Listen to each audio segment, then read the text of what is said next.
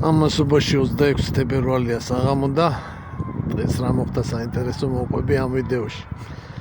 სამყურებას გააგრძელებთ და ლაიქეთ ვიდეო, გამოიწერეთ ჩემი გვერდი და გააკეთეთ დონაციები. ხო, რა იყო საინტერესო, მოკლედ სტიქია მძვინვარებს, მაგრამ უკვე ისე ძალიან არა როგორც ვინვარებ და ხო იქ რაღაც სპეცტექნიკა შეიყვანეს. თოვლის და გზების გაწმენდა ხდება.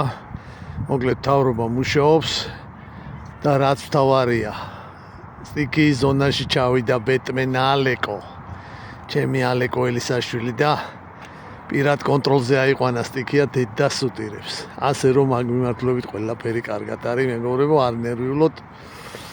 არის კიდე რაღაც პრობლემები, რაღაცა კიდე ვერ მიაღწიეს რაღაც სოფლებში, მაგრამ ალეკო რახან ჩვენთან არის, ყველაფერი კარგად იქნება. ისე რა მაგარია ალეკო, რომ შეატყო რომ რაღაცა იქითკენ მიდის საქმე, დღესე ამინდიც გამოვა, უკვე ხელისუფლებაც რაღაცა ძებს აკეთებს და ჩავიდა და ეხლა მევქენი ეს ყველაფერიო რა.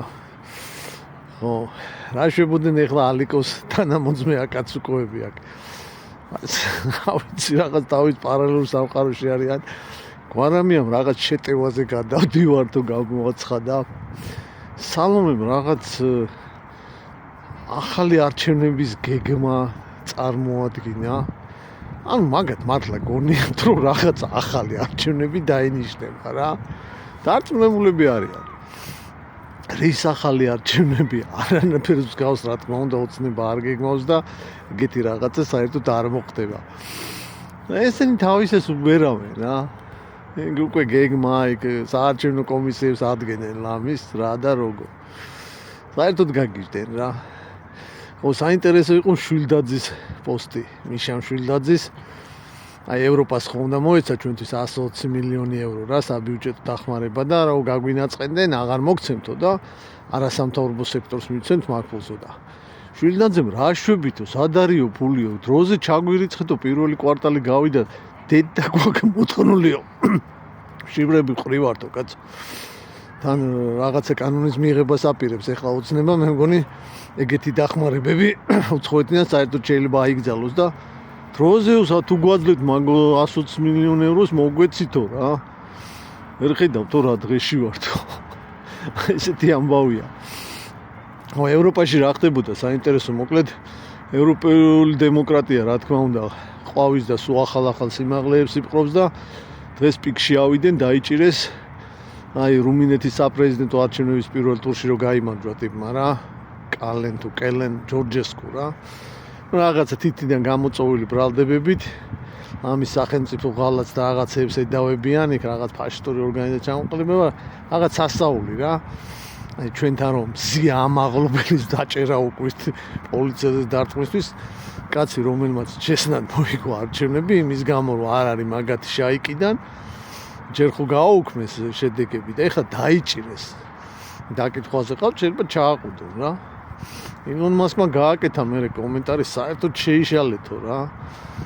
ზაფრი კომენტარი იყო, რა ხდებაო, გაოცებული იყო ტიპი. ხო, აი ესეთი ამბებია ევროპულ დემოკრატიაში. ეხლა ამერიკა უკრაინის პონჩი რა ხდება, მოკლედ შეთანხმებას მიაღწიეს ამ წიაღისეულის შესახებ. და სავარაუდოდ შეიძლება ზელენსკი ჩავიდეს ვაშინგტონში და იქ მოაწეროს ხელი, 28-ში იგეგმება ეს ყველაფერი. როგორი პონტია, იცი, აი სალომე რო იქ ჩავიდა რა, ზელენსკიმაც უნდა ჩამოვიდეო რა და მე ტრამპს რო კითხეს, რავი თუ უნდა ჩამოსვლა ჩამოვიდესო რა. ის კი არა რომ მივიწვიე და რამე რა, ისეთ პონჩი რა. და როგორც მაკრონს დახვდა, სავარაუდოდ ეგრე დახვდება რა, იქ წამოაბურთავებს. ამ ხელშეკრულებას ხელს მოაწერენ, ზელენსკი ბაქიბოქობს რომ 500 მილიარდზე ხო იყო რაღაც ბაზარი, რომ თითქოს 500 მილიარდს ითხოვდა ტრამპი და ეს. არაო კაცო, მანეცაც არ ვიხდი, 1 ცენტსაც არ ვიხდიო. და ამაში მართალია, არც 1 ცენტს არ იხდის უკრაინა ამ შეთანხმებით. პირდაპირ აძლევს წიაღისეულის 50% სამუდამოდ. თან. აი მე რაც წავიკითხე, ის ვერსია ეგეთი აზრი გამოვიტანე რა, ანუ რაღაცა ფონდი შეიქმნება ამერიკულ-უკრაინული 50-50-ზე. ამ ფონდის საკუთრებაში გადავა ყველა უკლებ წიაღისეული საბადო და ვერავინ ვერაფერს ვერ გააკეთებს ამ ფონდის თანხმობის გარეშე და ყველა გაყიდული, რა ვიცი, კილოგრამიდან 9 იქნება ამერიკელების რა. ხო, აი ესეთი შეთანხმებაა მოკლედ რა. მე როგორც მივხვდი და ამას ეხლა აფორმებენ უკრაინელები როგორც რაღაც დიდ მიღწევად და გამარჯვებად. და ვიღაცები რა თქმა უნდა დაიჯერებენ ამ ყველაფერს ისევე როგორც ეს რიგარეში არჩევნები და რაღაცები რომ ჯერავთ რა. ეგეთი ხალხი ხო არის? ო, აი ესეთი ამბებია მოკლედ რა. სხვა ესეთი საინტერესო პრინციპში არაფერი არ მახსენდება. დღეს კაი ვიდეო დავდევი ხელფასებთან დაკავშირებით, მაგრამ ისეთი კომენტები წამოვიდა, ნეტა არ დამიტო. ხო, არ ვიცი. ჩვენთანაც ხალხი მაგრად რაღაც ნაწილი ხო საერთოდ არაადეკვატურია მე მგონი და რა ვიცი, რაღაც აზრიანი ვიდეოების დადების სურვილი ნელ-ნელა მეკარგება ხოლმე რა. ეს სხვა რეაქციას ველოდები ხოლმე და სხვა რეაქცია მოდის და რა მეც რაღაცა პოპულისტური სისულელები ხო არ მოყვე ხოლმე რა.